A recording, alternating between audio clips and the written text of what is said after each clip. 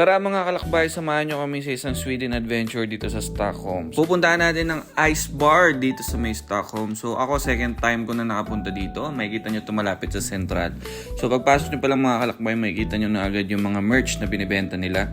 Merong mga jacket, may mga hoodie. Yan, meron din mga beanie. So tara, pasok tayo mga kalakbay. Let's go. Bali, pagpasok nyo pa lang, paparamig kayo nitong jacket saka isang pair of gloves. Yan, so pagpasok mo pa lang, mapapawaw ka na talaga.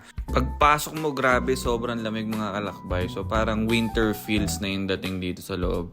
Yan, so ito yung design niya ngayon. Nag-iiba-iba siya ng design actually. So nung last na punta namin, ang design niya is parang New York theme.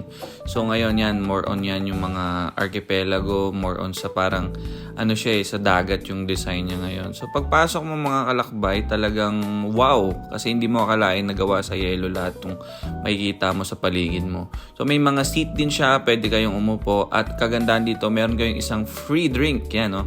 So meron kayong free drink, pipili lang kayo dito. So yung next drink, may bayad na yan. So ito pinili natin, Landsort yan. Yan, cheers tayo. So skål ang ibig sabihin yan sa Swedish yan. So ito, ikot-ikot lang tayo dito mga kalakbay.